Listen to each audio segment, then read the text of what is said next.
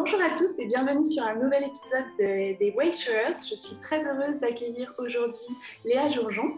Bonjour Léa. Salut. Comment tu vas? Ça va et toi? Ça va très bien. Donc Léa, tu es blogueuse de voyage sur Bon Baiser, tu es blogueuse vegan sur Bon Bivouac, tu es freelance en communication digitale et également photographe sur Petit Oiseau, c'est ça? C'est ça, oui. Super, donc c'est beaucoup de choses. Est-ce que tu peux nous parler de ton parcours professionnel et voyageur et comment tu en es arrivé là où tu en es? Je sais que tu es en direct de Nouvelle-Zélande actuellement. Ouais, d'où la nuit, la lumière pas naturelle, ouais. Oui, bien sûr. Alors, par où commencer? Euh, je vais, enfin, pardon, je viens du milieu de la communication, c'est ça le tout début. Je viens du milieu de la communication, j'ai fait des études en communication digitale. Euh, et à 20 ans, j'étais diplômée et j'ai commencé directement en tant qu'indépendante, sans forcément avoir le projet d'être nomade après. Je n'avais pas encore le virus du voyage, mais j'avais cette envie d'être indépendante dès le début. Et donc, ça fait 8 ans. Ça fait 8 ans que je bosse en tant qu'indépendante maintenant. Mais en parallèle, parce que quand on se lance à 20 balais en disant salut, je suis consultante, non, ça marche pas tellement. J'ai quand même fait quelques trucs à côté. Notamment, j'ai bossé 6 ans dans une association en tant que chargée de communication. Okay. Et à 3 ans après, donc quand j'avais 23 ans, je me suis mise aussi à donner des cours à la fac de communication. Et voilà. Et tout ça, je l'ai fait du coup jusqu'à mes 26 ans. Donc j'ai tout fait en parallèle. Et à 26 ans, donc il y a bientôt 2 ans, j'ai tout quitté pour pouvoir devenir nomade. Il y a une voiture qui passe avec beaucoup de musique à côté. Je suis sur un parking. Et du coup, ouais, j'ai tout quitté et j'ai gardé que mon entreprise en communication qui existe toujours. Et du coup, je me suis aussi lancée en parallèle dans la photo, en freelance aussi. Et j'ai pris tout ça dans mon sac à dos pour pouvoir voyager avec. Et puis sur place, parce que maintenant je suis dans un pays qui me permet d'avoir un visa vacances-travail, j'ai aussi un petit boulot à côté. Et du coup, voilà, ce qu'on appelle une slasheuse, je crois. J'ai plein de trucs. Ouais. Et avec tout ça, Okay. Et je voyage. niveau voyage, du coup, tu es devenue nomade et tu es partie où? Qu'est-ce que tu as fait un petit peu ça fait combien? Ça fait 2 ans maintenant? Ça fait un peu moins de 2 ans, ouais. Alors, déjà, avant d'être nomade, j'avais pas mal voyagé, mais beaucoup en stop, en rayonnant. Je suis lyonnaise, donc en rayonnant depuis Lyon. Okay. Donc, j'ai fait pas mal, enfin, j'ai pu voir un bon bout d'Europe comme ça, juste avec mes vacances ou mes trucs. Et c'est ce qui m'a donné complètement le goût du voyage parce qu'il y avait une date de retour un peu frustrante à chaque fois. Et donc, j'en avais marre de cette date de retour et je suis partie sans. Et du coup, je suis partie avec le projet donc, d'aller en Nouvelle-Zélande, où je suis en ce moment, et de revenir sans avion. Mm-hmm. Et juste au milieu, en fait, donc je suis arrivée ici en avion, mais au milieu, j'ai fait une escale de 5 mois, dont 3 mois en Inde et 2 mois au Pakistan. D'accord. Voilà, donc je suis partie. J'ai aussi voyagé 2 mois en France avant de partir. Mm-hmm. Et donc voilà, j'ai fait 2 mois en France, 5 mois en Inde et au Pakistan, et là, je suis là depuis 15 mois en Nouvelle-Zélande. Ok. Et du coup, c'est maintenant que ça fait 2 ans que tu es nomade, que tu as un peu de recul. Comment tu vois le nomadisme? Est-ce que c'est ce que tu imaginais? Comment ça se passe? Et comment tu envisages le futur aussi en tant que nomade? Parce que tu vas revenir sans avion, donc j'imagine qu'il y a encore pas mal de temps de voyage devant toi. Ouais, je suis partie du plus loin possible. Ouais, ouais. Alors, ça va sûrement pas te surprendre, mais c'est absolument pas comme je l'imaginais. Parce que, voilà, j'ai fait tout plein de plans. Enfin, je me suis préparée pendant 2 ans à ce départ. J'avais plein de plans, j'avais plein de choses. Il y a jamais rien qui se passe comme dans les plans. Mais c'est aussi ça, la magie du voyage. Je ne m'en plains pas, c'est cool. Donc, pour l'instant, c'est un mode de vie qui me convient bien. Je suis heureuse. Je pense que j'avais estimé ce voyage de 5 ans. Il est possible. Je sais pas si mes parents regardent la vidéo, mais il est possible que ça prenne plus longtemps. Je suis désolée, mais je me rends compte que j'aime vraiment, vraiment être lente. Et que voilà, là, je voulais passer 1 an en Nouvelle-Zélande et j'essaie de rester 1 an de plus. Et pareil en Australie, je pense rester 2 ans. Enfin voilà, Ok, je vois. doucement, doucement, doucement. Ouais. Et du coup, comment tu gères justement cette distance parce que le fait de ne pas prendre d'avion, je vois très bien ce que c'est. Ça fait qu'on ne peut pas rentrer voir la famille juste pour Noël et ensuite Ouais. reprendre nos voyages. Et en plus, actuellement, vu la situation actuelle, j'imagine que ça met une pression supplémentaire. Bah, c'est sûr que c'est un sacrifice. Mhm. Enfin, c'est pas un sacrifice. Je voudrais pas. Non, faut pas que je parle de sacrifice parce que c'est quelque chose que je fais volontairement et je suis pas victime de rien quoi. Mais c'est clair que la famille et les amis me manquent. Même enfin, je suis dans une tranche d'âge où j'ai des amis qui ont des gosses, qui se marient. Tu loupes tout, tu vois. Pareil, j'ai des enfants dans la famille qui grandissent et qui me reconnaîtront sûrement pas quand je reviendrai, quoi. Donc, puis même les personnes plus âgées que tu as envie de revoir. Donc, non, c'est clair que c'est. Mais bon, voilà. Pour l'instant, mon envie de voyager et ma conviction de le faire sans avion est plus forte que ça. Mais je m'empêche pas d'un jour changer d'avis. Si un jour j'en ai marre de voyager, si je veux plus, je vais pas. Enfin, c'est une contrainte que je me pose moi-même, donc elle n'est pas complètement irrévocable. Oui, bien sûr, je comprends. Et du coup, est-ce que tu peux nous parler un peu de pourquoi tu ne prends pas l'avion? Alors, il y a plusieurs raisons. Enfin, il y a 2 raisons. Il y a évidemment une raison écologique, Mhm. c'est-à-dire que donc j'ai préparé mon voyage pendant 2 ans et puis en préparant ce voyage aussi, j'ai eu ma conscience écologique qui s'est quand même bien développée, disons. Mais j'étais pas encore partie et je voulais pas renoncer à ce projet, donc je voulais trouver un moyen de le faire quand même, quoi. Donc voilà, je trouvais que c'était intéressant de se dire de ne pas forcément renoncer au voyage lointain et sans faire de croix sur des convictions écologiques. Et puis aussi parce que bah, je trouve que c'est une autre façon de voyager et qui met un petit peu d'aventure, quoi. Je vais devoir traverser des mers en bateau-stop. Alors, j'ai jamais fait de bateau de ma vie. Je vais devoir traverser des continents. Ouais, tu t'évites pas des pays ou quoi. C'est plus d'aventure. Donc, je trouve que c'est un peu excitant. Ça Super, m'excite complètement, pas un peu excitant. carrément, carrément. Et du coup, tu vas passer par où? Enfin, par l'Indonésie ou comment? Alors là, l'itinéraire, il peut Hmm. changer encore 1000 fois, mais l'itinéraire, c'est là, la prochaine étape, c'est l'Australie. Ouais. Et d'Australie, peut-être un petit crochet par les îles du Pacifique parce que je risque de pas être dans le coin de nouveau encore, quoi. Et ensuite, ouais, je sais pas, peut-être le plus simple, en fait, ce que j'aimerais vraiment, c'est Mhm. m'acheter une moto en Australie et rentrer avec. Donc, du coup, il faudrait que j'atteigne directement les terres. Donc, peut-être que le plus simple, c'est Singapour, la Malaisie, et ensuite, comme ça, je suis directement sur le continent et j'ai plus de bateau à prendre. Ok, pas par l'Amérique du Sud du coup. Non, mais après, si je trouve un bateau pour l'Amérique du Sud, je suis d'accord aussi. Je comprends, je comprends. mais, mais voilà, on verra.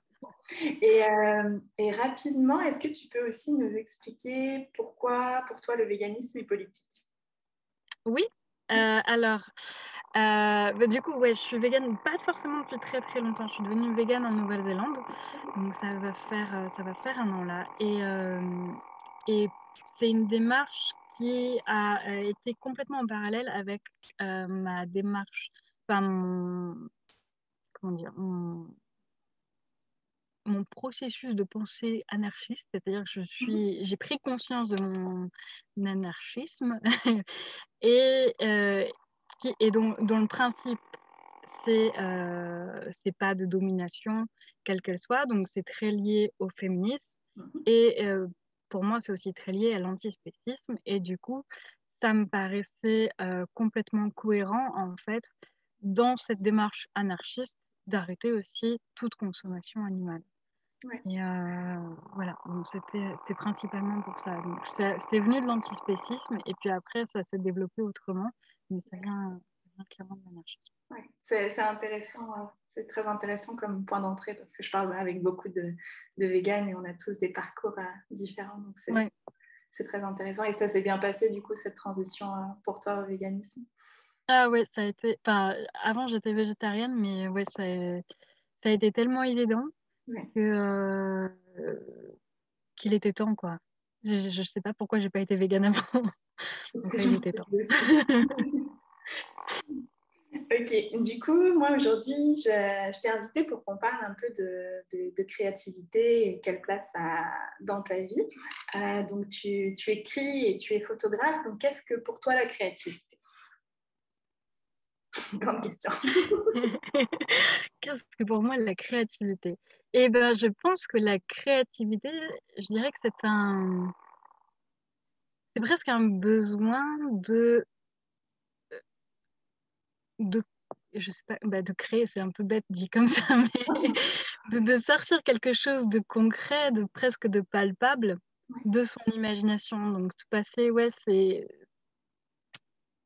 pas comment dire. Ouais, enfin, chez moi, c'est un besoin. Il faut un moment que, s'il y a rien qui sort, que ce soit un texte, une photo ou quoi que ce soit d'autre, je suis pas complète. Je me sens pas très claire, mais Non, non, ça fait complètement du sens. Ouais. Et est-ce que tu ressens ça comme, ouais, comme vraiment inéluctable ou est-ce qu'il y a eu des moments où tu avais cette créativité en toi, mais tu n'arrivais pas à la faire sortir et du coup, elle, elle n'existait pas sur sur le papier? je pense qu'il y a eu des moments comme ça. Mais du coup, c'était des moments où j'avais une frustration parce que justement, j'étais pas complète. Ouais. Alors que et je pense que tous mes choix, même de métier et tout, se sont faits pour me permettre d'exprimer ça, quoi. Donc, les moments où il y en a moins eu, et ben, c'est les moments où bah, ça allait moins. Parce Ouais. que ça fait vraiment partie de moi, je pense. Et du coup, est-ce que cette créativité était présente déjà dans ton enfance? Est-ce que tu écrivais? Est-ce que tu photographiais? Est-ce que tu faisais autre chose? Oui, je pense. Ouais, je me souviens avoir écrit des petits bouquins. J'en avais écrit un que ma maman avait fait imprimer qui s'appelait La biche qui voulait pas se marier. Voilà. Et oui, j'avais économisé tout mon argent de poche pour acheter un petit appareil photo. Super. Ouais, c'est un truc qui me vient de loin. Ouais. Et est-ce que tu peux nous parler de ton concept de Bon Baiser, qui est un blog voyage épistolaire? Et d'où est venue l'idée et comment ça se transmet sur le site? On mettra ton lien évidemment pour que les gens aillent voir. Ouais. Alors, d'où est venue l'idée, ça honnêtement, j'en sais rien du tout. Ça a été... J'ai eu cette idée, je ne sais pas d'où. Mais le concept, du coup, c'est de tout écrire sous forme de lettres sur le blog et sur les réseaux sociaux. C'est sous forme de carte postale. Donc, je partage mes photos, je tutoie, je raconte un peu comme une carte postale, quoi. Et j'en fais aussi des petites vidéos, généralement, pareil, où avec la voix off, je parle comme si je lisais une carte postale. Ouais. Donc, Ouais. Je mettrai un lien vers quelques-unes de tes vidéos cartes postales qui sont très chouettes. Et tu parles de ton blog comme un blog amateur et inspirant et tu ne peux pas y mettre d'informations pratiques. Est-ce que c'est une volonté très claire? Est-ce qu'il y a un engagement derrière ou est-ce que c'est ton blog est comme ça, il est apparu comme ça et il restera comme ça? alors, je pense que ça vient surtout parce que c'est pas un truc qui m'éclate à écrire, les trucs pratiques. Et donc, si j'avais un blog un peu conseil, je pense que je me serais lassée très vite. Ouais. Alors qu'avoir quelque chose de plus intimiste, Mhm. C'est plus motivant. Et puis j'ai l'impression qu'il y a beaucoup, enfin c'est pas une impression, il y a beaucoup de blogs voyages qui sont très bien fournis, que j'utilise pour mes voyages. Et Mhm. je me sens pas forcément toujours légitime d'apporter quelque chose en plus. Je le fais parfois quand j'ai des voyages qui sont un peu spécifiques, notamment sur la partie moto ou autostop ou dans des pays comme le Pakistan. Mais sinon, c'est vrai que je me dis que c'est plutôt bien fourni, j'ai rien à apporter. Donc, je préfère avoir quelque chose d'un peu plus personnel, quoi. Ouais, ouais, ouais. Et j'ai vu que donc, du coup, tu es freelance en communication digitale et tu fais aussi de la rédaction. Euh, Comment tu arrives à garder l'équilibre entre tes projets personnels créatifs et écrire pour le travail qui reste quand même quelque chose de créatif aussi? Comment tu ne t'y perds pas? Je te pose cette question parce que moi, j'ai eu du mal à trouver cet équilibre que je pense que je n'ai jamais trouvé. Donc, je me demande comment tu gères ça. Alors, à vrai dire, ça reste une partie infime là, de mon activité. Pour Ouais. l'instant, c'est pas le principal. J'aimerais bien le développer justement parce que c'est quelque chose que j'aime beaucoup faire. Mais je suis plus dans la partie technique quand je travaille. Donc, j'écris pas tant que ça pour les autres encore. D'accord. Ok, très bien. Et, euh, et est-ce que tu peux me parler un peu de ton processus créatif photographique? Parce que c'est quelque chose que je ne connais pas du tout. En fait, je prenais des photos en tant que blogueuse de voyage, mais sans aucune volonté artistique ou créative derrière. C'était plus capturer un moment ou alors vraiment pour le blog. Donc, je suis assez curieuse de ton processus créatif et comment tu prends des photos. Ben, ça va dépendre beaucoup du contexte. Je pense, par exemple, ce que je préfère faire en photo, ce qui est très compliqué à faire ici en Nouvelle-Zélande, c'est les photos de rue. Ok. Parce que c'est vraiment et du coup, je trouve que c'est plus intéressant comme processus. Parce qu'ici en Nouvelle-Zélande, c'est cool, c'est des paysages, mais il n'y a pas. Il faut la bonne lumière, etc. Mais c'est pas non plus compliqué de prendre une photo. Alors que la photo de rue, je trouve que c'est tout un processus et ça m'intéresse beaucoup. C'est vraiment, je repère généralement un cadre, Ouais. un environnement que j'aime bien et j'attends qu'il y ait un sujet qui passe et ça peut être très long. Et j'attends juste qu'il y ait quelqu'un ou quelque chose qui se passe dans ce cadre que j'aime bien. Enfin, généralement, c'est ça. Après, ça peut être aussi une photo sur le vif, quelque chose qui attrape le regard, etc. Mais généralement, ouais, je me balade et je cherche un environnement, puis j'attends qu'il y ait juste quelqu'un qui passe ou quelque chose qui se passe là. Ça n'arrive pas toujours d'ailleurs. Mais, euh, mais voilà. Et puis ensuite, il y a toute une autre partie du travail photographique qui se passe le post-traitement. Parce que je Le trouve que post-traitement, c'est ok. ouais, toute la retouche de la photo, je trouve que c'est une vraie. Ça fait partie complètement de la prise de photo. Et enfin, je m'étais amusée il y a quelques temps à essayer de trouver en fait un grain ou je sais pas des teintes sur Mhm. sur mes photos qui me rappelaient les teintes et les grains que j'utilisais avec un appareil argentique. Il y avait une pellicule que j'aimais bien, je me souviens plus du nom, c'est pas grave. J'aimais bien le rendu, et donc du coup j'avais essayé de comparer et de retrouver ça, et depuis j'essaye d'appliquer un petit peu ça sur toutes mes photos, j'aime bien faire des tests et des choses comme ça. Je trouve que ça fait vraiment partie du processus créatif de la photo. D'accord. Et ça me fait penser, enfin, pourquoi on dirait que le post-traitement ne fait pas partie du processus créatif quand la réécriture en fait partie pour écrire un livre ou quand Ouais. l'editing d'un film, on ne va pas juste mettre ce qu'on a tourné comme ça sans travailler dessus. Donc, clairement. Ouais. Des fois, c'est peut-être un peu tabou, les photos pas retouchées, les hashtags no filter et tout.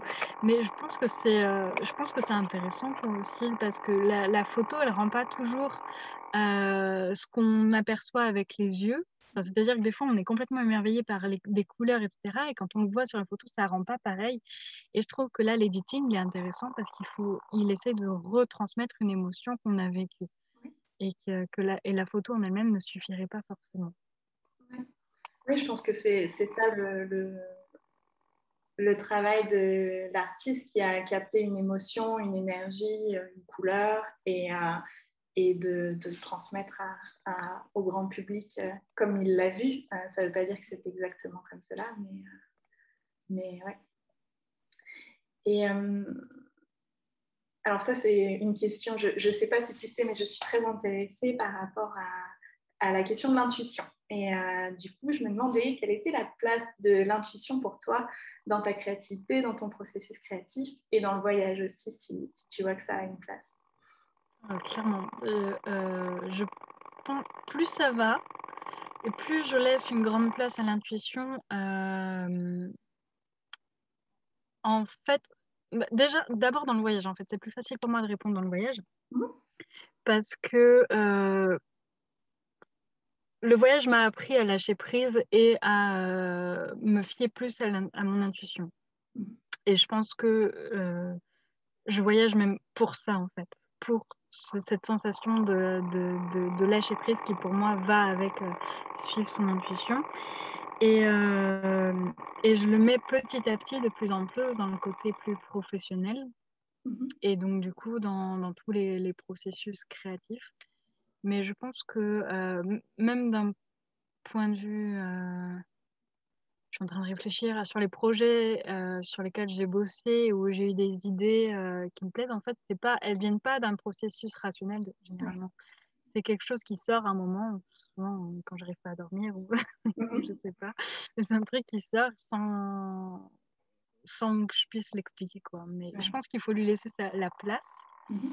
d'exister et que quand tu es, je sais pas, stressé, fatigué ou quoi, ça marche moins bien. Et Mhm. que si tu es bien, et d'un coup, tu as des trucs. Bonjour, c'est une idée. Et tu le vois aussi dans ton écriture. Est-ce que tu es dans une écriture automatique ou est-ce que ça marche autrement? J'en sais rien. Ah oui, clairement. Là, par exemple, ça fait très longtemps que je n'ai pas écrit pour mon blog parce que j'avais pas envie. Et là, j'ai repris le clavier tout à l'heure et j'ai fait ça coule quoi.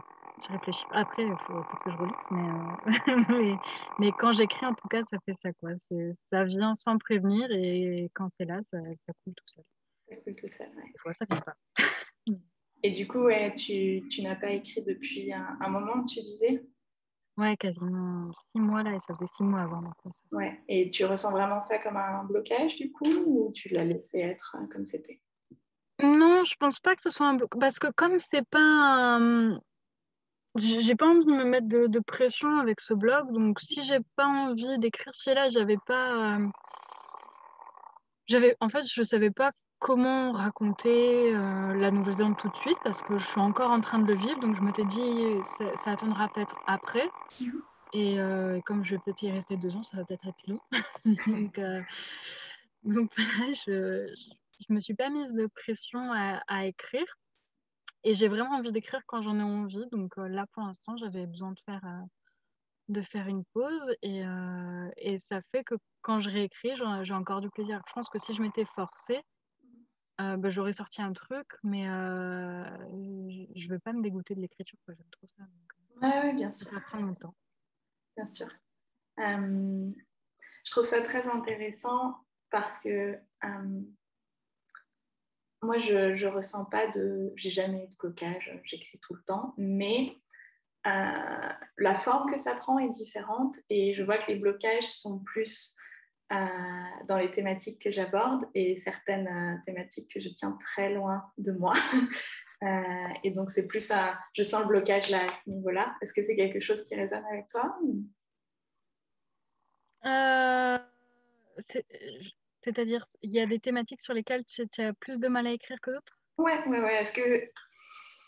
En fait, je pense que ma question, c'est est-ce que est-ce que tu penses que tu écris ce qui doit sortir au bon moment et qu'il y a peut-être des choses où ça bloquerait? Peut-être que si tu n'as pas écrit pendant cette période, est-ce que c'est parce que c'était juste pas le bon moment en fait et qu'il faut attendre Ouais, je que pense ça que c'est émerge? ça. Mm. Ouais, c'est ça. Je pense qu'il y a des fois où il y a des choses, des thématiques que j'ai envie d'aborder, mais que j'ai besoin de laisser mûrir.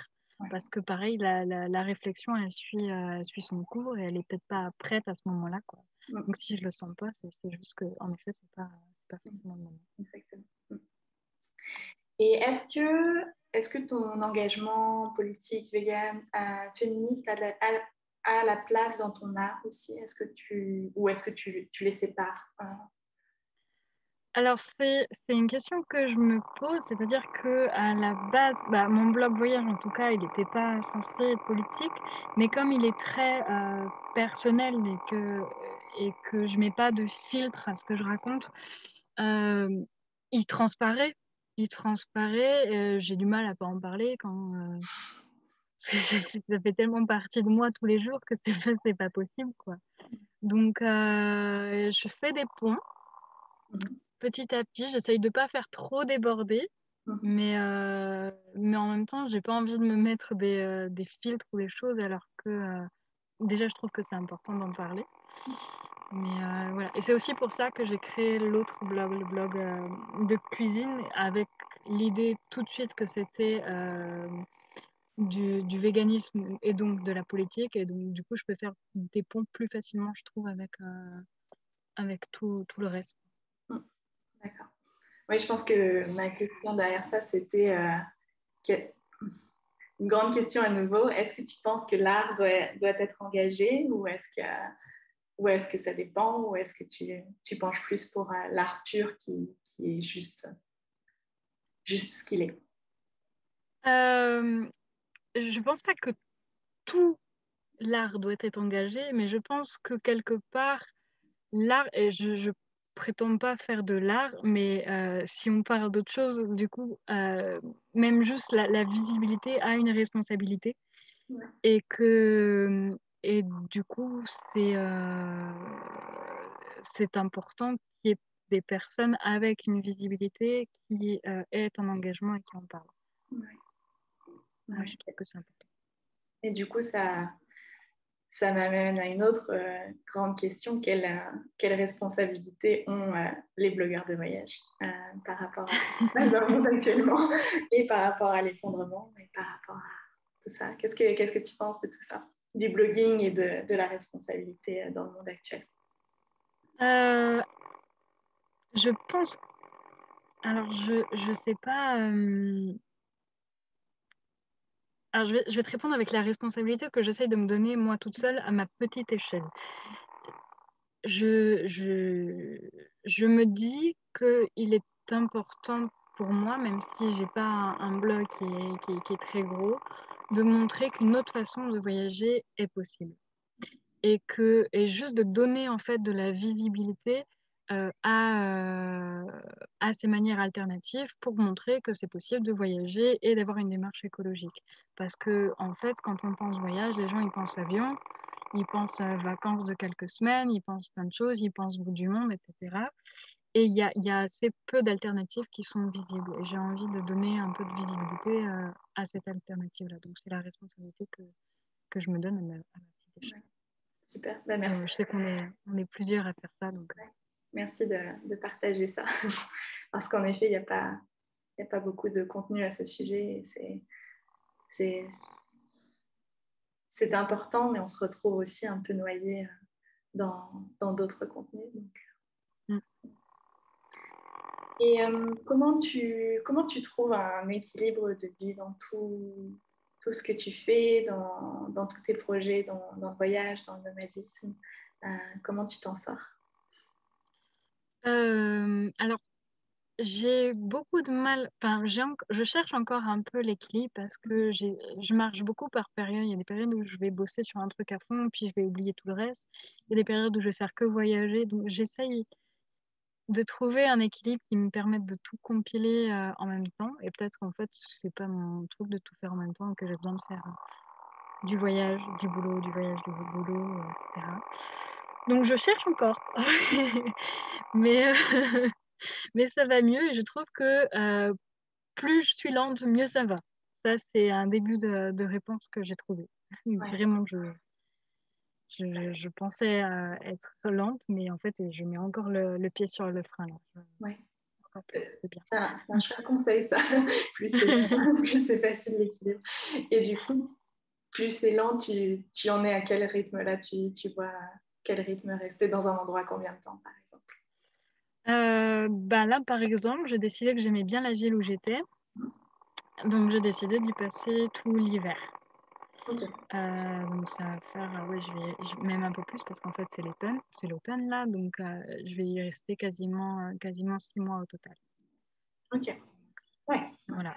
Et puis, voilà. Il y a d'autres pays, enfin, il y a des pays où quand ça va dépendre aussi des visas, etc., surtout en Asie, mais il y a, par exemple, je vais retourner absolument en Inde et je sais que je vais y rester 1 an, quoi. Parce que j'y suis restée 3 mois, c'est tellement grand, quoi. C'est pas possible. Donc voilà, je veux vraiment faire les maximums de visas, je pense, à chaque fois. Ok, super. Et est-ce que tu peux nous dire où tu es et à quoi ça ressemble autour de toi, là où tu vis actuellement?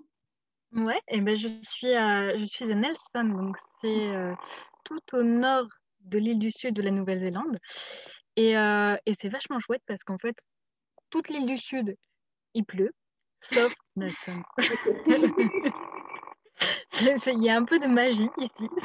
Ça s'appelle, enfin d'ailleurs ici, je crois qu'il y a 250, plus de 250 jours de soleil par an. Ah ouais, Donc, ce qui est vraiment extraordinaire pour la Nouvelle-Zélande, hein, parce que la Nouvelle-Zélande, c'est un peu la Bretagne, mais pas Nelson. J'ai pas compris, mais quand j'ai compris ça, je suis restée.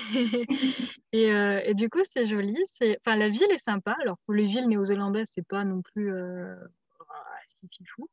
Mais là, je sais pas, il y a une bonne ambiance. C'est au bord de la mer, de l'océan, et c'est tout à côté de ce qu'on appelle la Golden Bay, qui est une côte assez sauvage, où il y a pas mal de rando, de choses à faire. Donc, non, c'est cool. super.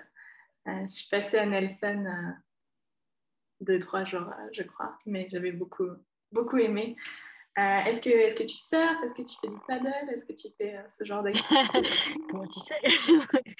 Oui.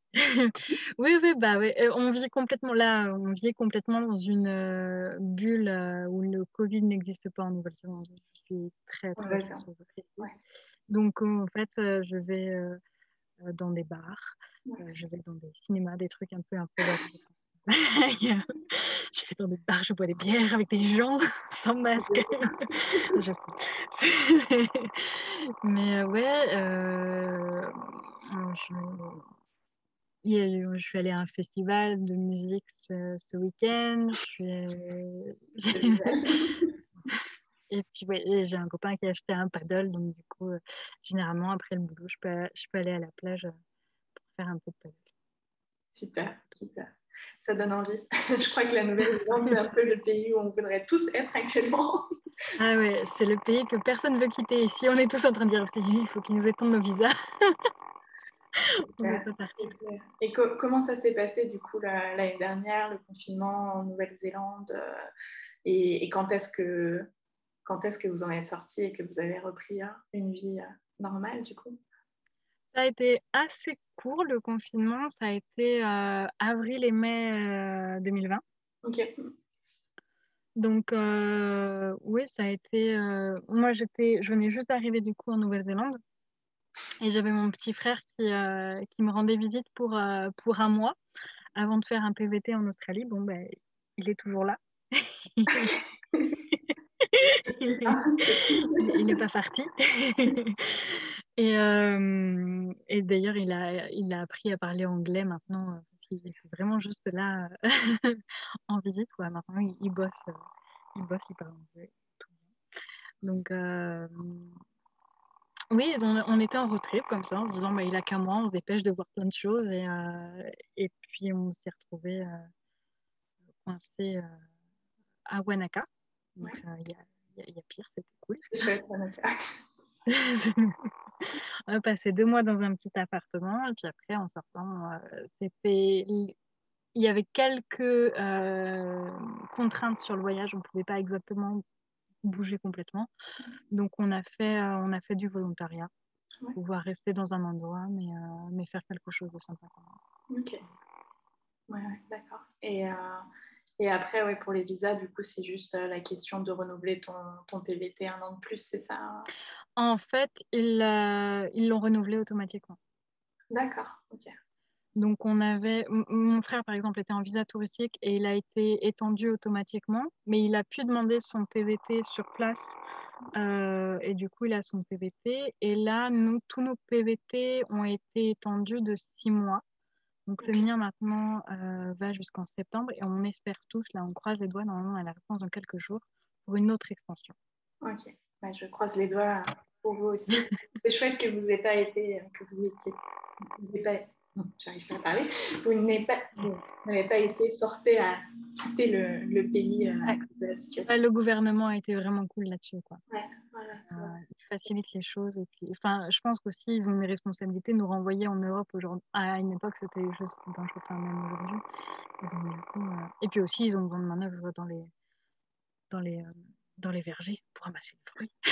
Oui, c'est sûr que s'ils disaient Il y a un les secteur. bêtises de partir, il y aurait un petit problème pour les saisons, en effet. Voilà. Et une question peut-être que tu n'as pas envie de te poser, mais quand même, j'ai envie de te demander comment tu envisages ton avenir professionnel après le nomadisme. Est-ce que tu l'envisages? Est-ce que tu réfléchis ou tu te laisses porter? Ah si, j'y réfléchis. Bah, non, ouais, alors, c'est un peu flou. J'aimerais bien continuer à être indépendante, mais plus ça va et plus aussi j'ai envie d'avoir un autre métier, je ne sais pas encore lequel, mais quelque chose qui soit moins derrière l'ordinateur. J'ai envie de quelque chose soit de manuel, soit de physique, je ne sais pas encore quoi du tout. J'ai 10 000 options dans ma tête, mais je ne sais rien faire encore. Donc j'ai l'idée aussi d'apprendre peut-être un ou peut-être plusieurs métiers sur la route.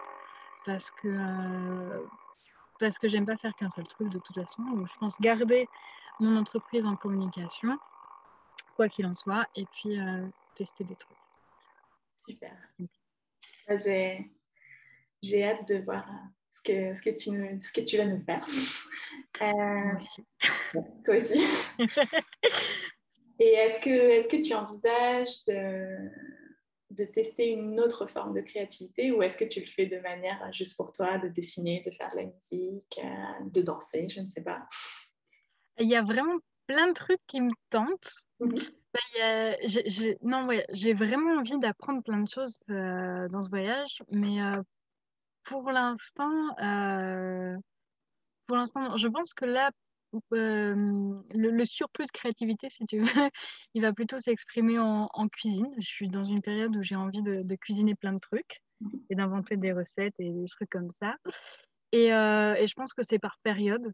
Donc, j'apprendrai sûrement quelque chose d'autre sur la route. Pas une danse ou un instrument. J'aimerais faire de la musique, mais je pense que je suis vraiment pas douée là-dedans. Mais, Ouais, moi aussi, j'ai un peu mal, mais j'ai un peu commencé à apprendre la guitare l'année dernière et c'était fun, donc pour le fun, pourquoi pas. ouais, c'est ça. Faut juste pas d'oreilles sensibles, quoi. Faut pas quoi, pardon? D'oreilles sensibles autour, mais Ah ouais. enfin, je parle pour moi. Je suis sûre que ça marcherait pour toi. Moi, j'ai un sens du rythme, c'est pas possible. Tu es dans ton van, personne n'entend. Et, dernière petite question autour de la créativité. Qu'est-ce qui t'inspire? Où est-ce que tu trouves de l'inspiration, hein? C'est difficile à dire. Enfin, c'est pas que c'est difficile à dire, c'est que c'est tellement partout. Partout. Ouais, c'est ça. Ça peut être. C'est vraiment des petites choses. Je pense que ça part de petits émerveillements ou de grands émerveillements d'ailleurs, parce qu'il y a des fois tu fais des waouh pour de vrai. Puis il y a des fois c'est juste des petits trucs. Et ouais, je pense qu'à chaque fois ça part d'un émerveillement, ou pas que d'ailleurs, parce que tu peux être créatif sur des trucs pas forcément que joyeux. Donc, ça peut aussi partir d'une émotion, d'une idée, d'une discussion, Ouais, de partout, quoi. super. Super. Et qu'est-ce qui t'apporte de la joie au quotidien en ce moment? En ce moment, parce que je suis posée, je pense que c'est de retrouver une certaine routine Mhm. avec notamment des relations sociales. C'est-à-dire que c'est difficile quand je voyage de revoir des gens, alors que là, bah, du coup, j'ai des copains que je peux voir quasiment tous les jours si je veux. Et enfin, ouais, ça fait du bien de pouvoir revoir et d'aller dans des relations qui sont pas juste de surface. Ça m'avait un peu manqué. Ouais, Donc là, c'est principalement ça qui m'apporte de la joie. Sinon, je suis contente de bosser dehors parce qu'il fait beau. Donc, je suis contente de ça. Je suis contente que je vais faire du paddle. Je suis contente quand je peux aller marcher. mhm. Super. J'aime bien la pierre. Moi, ce genre de choses. Super. J'avais lu sur ton blog que une des choses qui te questionnait, c'était le fait de ne pas pouvoir être engagé politiquement, je pense. C'est ce que tu voulais dire en étant nomade. Ouais, C'est ce que tu voulais dire politiquement. ouais, c'est ça. Parce que du coup, je me demandais si ça avait aussi un lien, parce que pour moi, c'était le cas. Le fait, oui, de ne pas pouvoir être engagé politiquement, mais aussi globalement de ne pas pouvoir être vraiment engagé dans des relations, engagé dans construire quelque chose, en fait, dans la durée, et vraiment d'être engagé dans la vie, en fait. Oui, alors je vois ce que tu veux dire. Du coup, c'était pas ce que je voulais dire quand j'en parlais, c'était vraiment quelque chose de politique, mais je suis aussi d'accord avec ça, quoi. Des fois, je pense que c'est le côté un peu plus compliqué. J'ai l'impression de passage partout. Ouais. Et du coup, de passage, tu construis pas des choses, que ce soit des choses politiques ou des choses plus humaines. Donc, il faut trouver des gens qui passent avec toi. Ouais. Tu en trouves?